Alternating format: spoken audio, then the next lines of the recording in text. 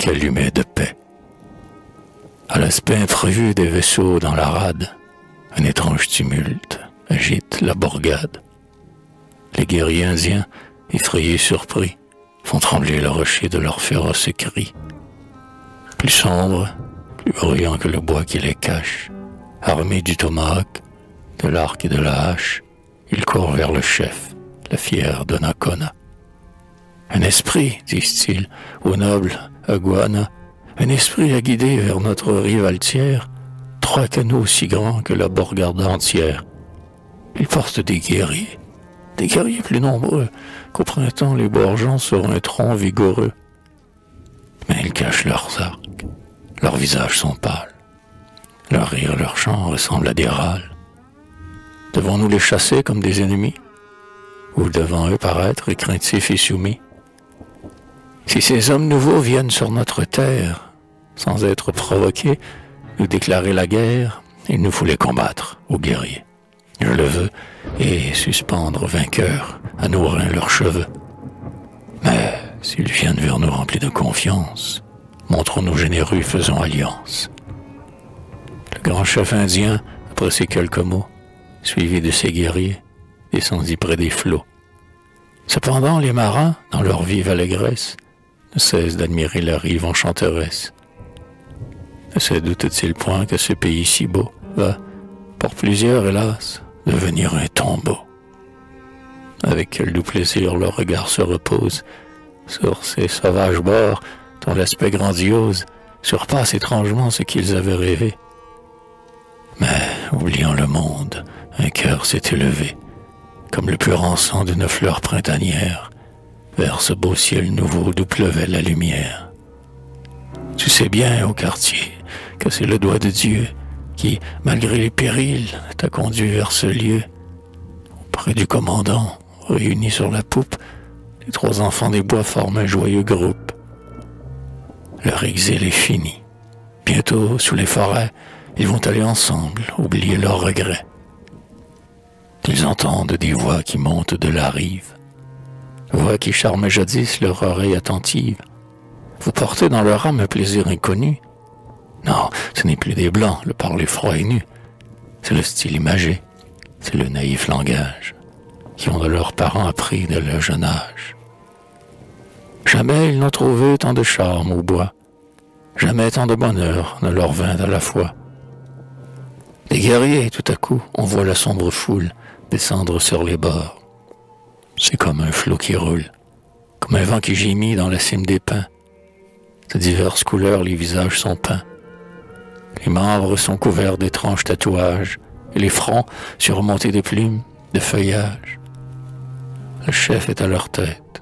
Il porte 100 canots, qu'ils viennent tour à tour déposer sur les flots. En effleurant la vague, alors, chaque nacelle fait jaillir une écume où le ciel étincelle.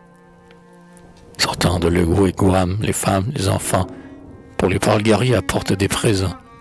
Les regards sont moins durs, les paroles plus gaies, et la flotte s'éloigne au rythme des pagaies. Le rapide canot qui porte le grand chef laisse derrière lui, tour à tour, chaque nef. Il se rend le premier près de la grande hermine. Cartier vient au-devant de ce chef qui domine, comme un fier potentat, un bourg qui semble heureux. Il reçoit, tout ému, ses présents généreux, et lui donne en retour maintes choses de France. Alors le vaillant chef, d'un ton plein d'assurance, lui parle longuement, dans un pompeux discours, de sa grande bourgade et de ses alentours. Il l'invite à chasser au giboyeux rivage, à bâtir un wigwam comme la fière sauvage, dont nul joug odieux ne fait courber le front.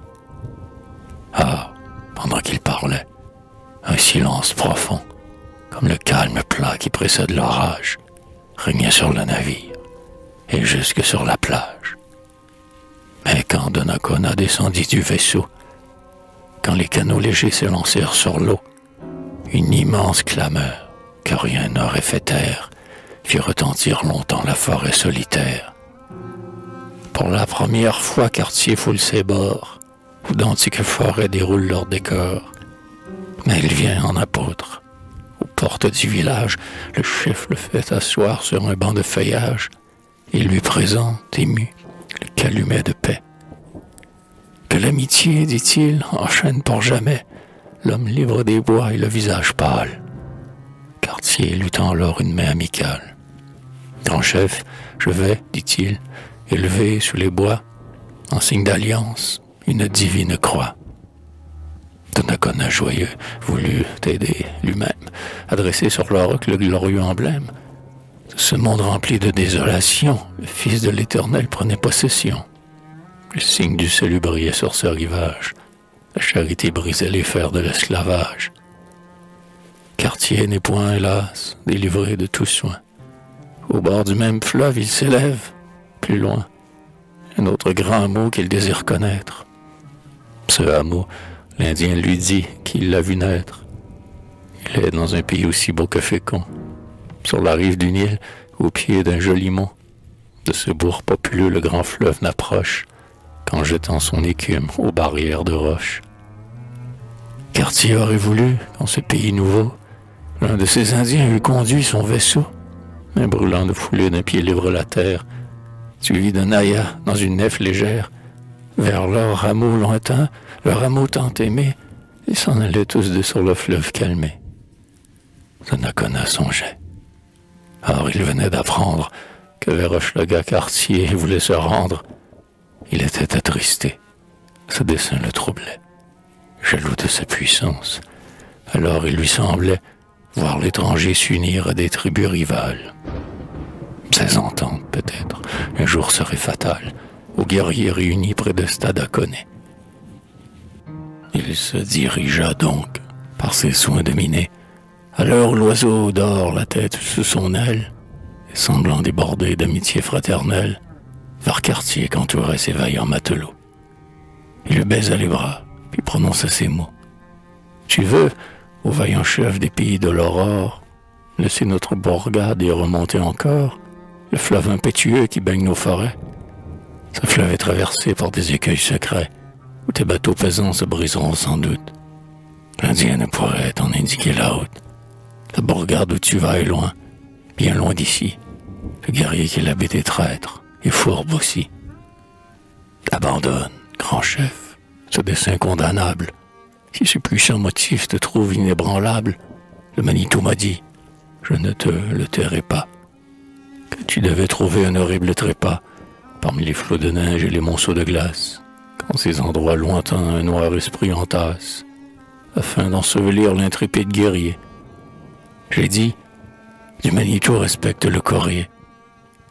Le grand chef, satisfait, descendit du navire. Cartier l'accompagna. Son geste et son sourire semblaient le remercier de son prudent conseil.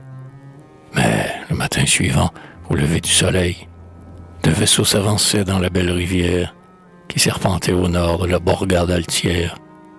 Un autre remontait sous ses blancs pavillons, le fleuve où le soleil baignait ses chauds rayons.